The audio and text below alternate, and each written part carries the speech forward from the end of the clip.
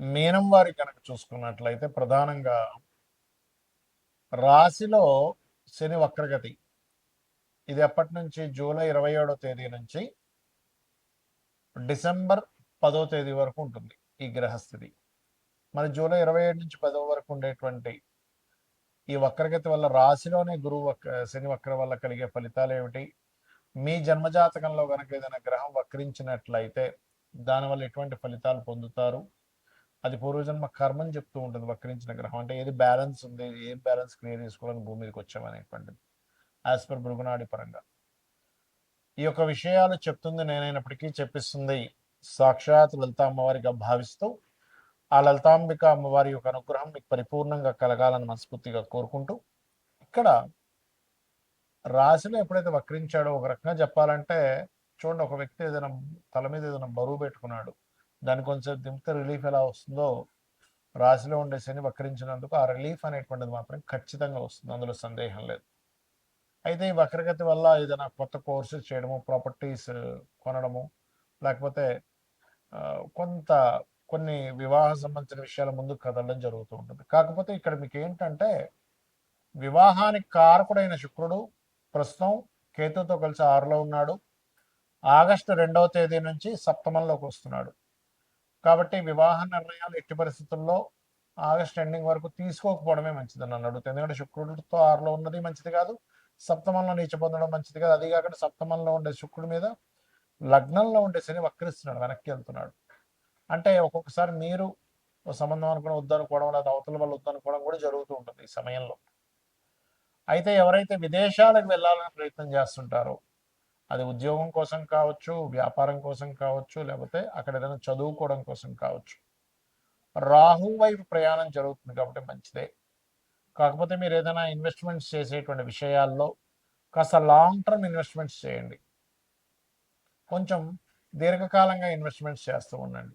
అంటే ఇమీడియట్లీ ఒక వారంలోనో, 10 రోజుల్లోనో, నెల రోజుల్లోనో ధనం రావాలన్నట్టు కాకుండా ఒక 3 ఇయర్సా 5 ఇయర్సా ఆ రకంగా ఇన్వెస్ట్మెంట్స్ చేయండి, మీకు ఖచ్చితంగా బాగుంటుంది. అయితే మీరు నిత్యము చేయవలసిన దేవతారాధన ఏమిటి అని చెప్పి చూసుకున్నట్లయితే రాజరాజేశ్వరి అమ్మవారి యొక్క ఆరాధన, మరియు మీకు దగ్గరలో దుర్గాలయాలు కానీ ఈశ్వరాలయాలు కానీ ఉంటే అక్కడికి వెళ్ళి ఏదైనా సేవ చేయండి, ఆటోమేటిక్గా బాగుంటుంది. కొంచెం తండ్రిగా ఆస్తి విషయంలో కొన్ని నిర్ణయాలు తీసుకుంటారు, ఆ యొక్క నిర్ణయం తీసుకునేటప్పుడు లాంగ్ టర్మ్ దృష్టిలో పెట్టుకుని నిర్ణయం తీసుకోండి, అన్ని విధాలా బాగుంటుంది.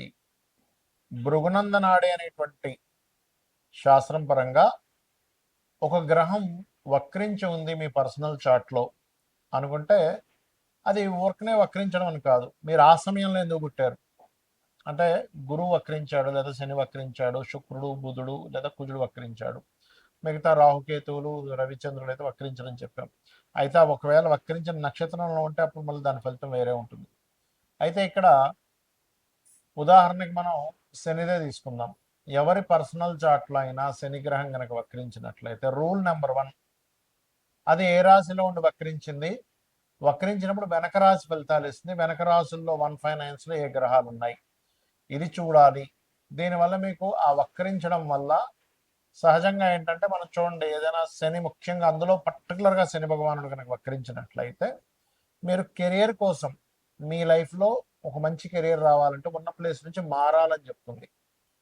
మారిన తర్వాత ఎక్కువ సఫర్ అయ్యి మీరు సక్సెస్ అవుతారా లేకపోతే ఈజీగా సక్సెస్ అవుతారా అనేది ఇట్స్ డిపెండ్ ఆన్ మీ పర్సనల్ చార్ట్లో శనికి వెనక రాసుల నుంచి ఉండే గ్రహాల యొక్క స్థితిని బట్టి ఆధారపడి ఉంటుంది, గుర్తుపెట్టుకోండి. వక్రించి ఉచ్చ స్థానంలోకి వెళ్తున్నాడు, వక్రించి నీచంలోకి వెళ్తున్నాడు. ఇప్పుడు ఉదాహరణకి శని వృషభంలో ఉండి వక్రించి నీచంలోకి వెళ్తున్నాడు, ఇట్స్ నాట్ గుడ్.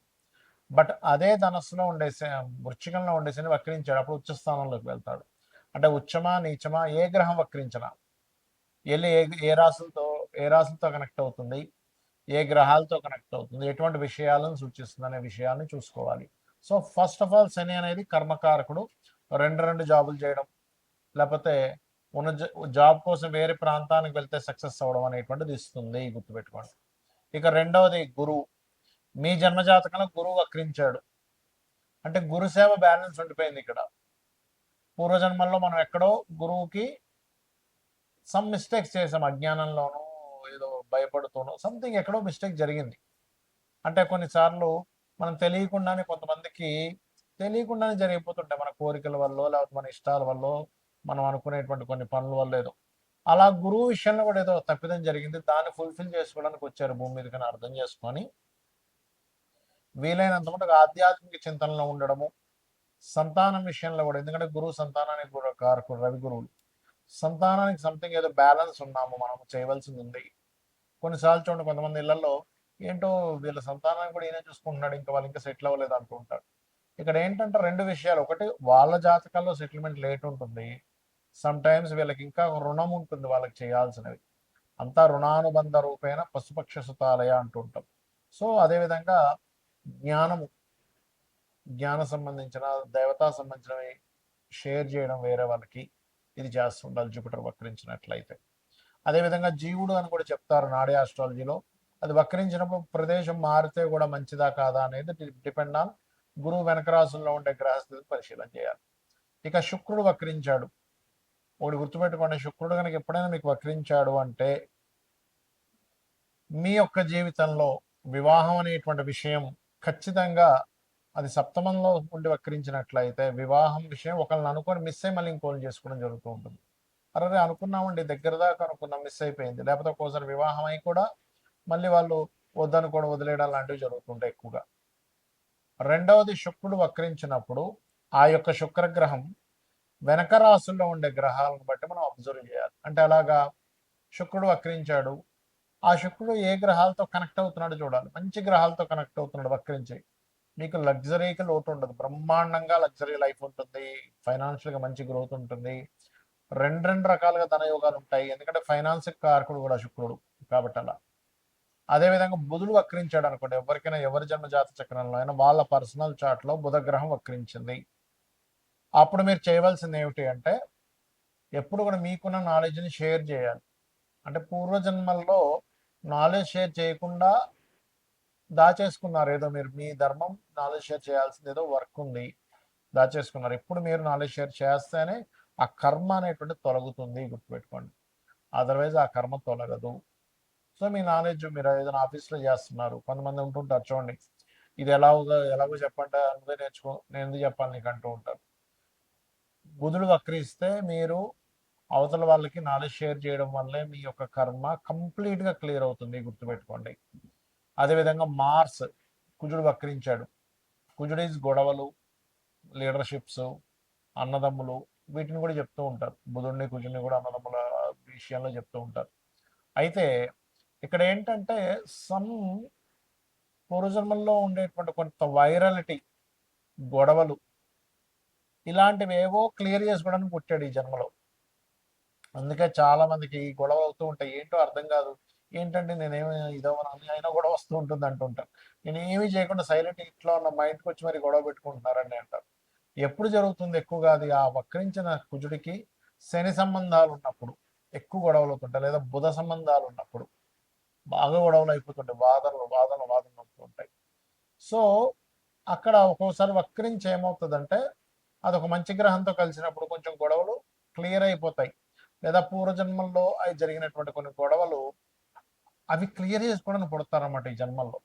సో వక్రగతి మీనింగ్ ఏంటంటే మీరు మరలా ఆ యొక్క కర్మని క్లియర్ చేసుకోవడానికి పుట్టారు, అది ఏ రకంగా క్లియర్ చేసుకోవాలి అనేటువంటి చెప్తుంది మన ఆస్ట్రాలజీ, జ్యోతిష్ శాస్త్రం.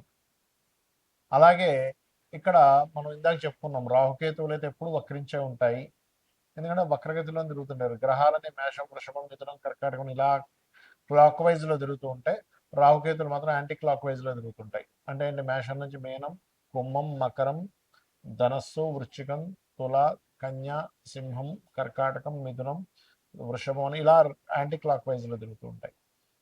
అయితే వీటికి సహజంగానే వక్ర స్థానాల్లో ఉన్నారు కాబట్టి ఏదైనా వక్రగ్రహం నక్షత్రాల్లో ఉంటే అప్పుడు మళ్ళీ ఇది కొంచెం డిఫరెంట్గా యాక్ట్ చేస్తూ ఉంటుంది. రవిచంద్రుడు కూడా వక్రించిన నక్షత్రాల్లో ఉన్నప్పుడు మాత్రం తల్లికి, అంటే చంద్రుడు వక్రించిన నక్షత్రంలో ఉంటే తల్లికి ఏదో ఈ జాతకుడు రుణపడి ఉన్నాడు, లేదా రవి వక్రించిన నక్షత్రంలో ఉంటే తండ్రికి రుణపడి ఉన్నాడు. తల్లిదండ్రులకు సహజంగానే రుణంలో ఉంటాం మనం, కానీ ఇంకాస్త ఎక్కువ రుణపడి ఉన్నాము, వాళ్ళకి ఎక్కువ సేవ చేయాలి, దానికోసం నేను జన్మెత్తావు అనే ఒక విషయాన్ని మనం అర్థం చేసుకోగలగాలి. అయితే జాతక చక్రం మీకు తెలిసినా తెలియకపోయినా ఎలా ఉన్నా రోజు ఉదయం సాయంత్రం లలిత గనక చేసుకోగలిగితే, లలిత సహస్రనామాలు గనక చేసుకోగలిగితే మన పూర్వజన్మ కర్మ తొలగిపోతుంది. ఖచ్చితంగా మనం ఆనందంగా హ్యాపీగా ఉండేటువంటి లైఫ్ లీడ్ చేయగలుగుతాం. శ్రీమాత్రే నమః.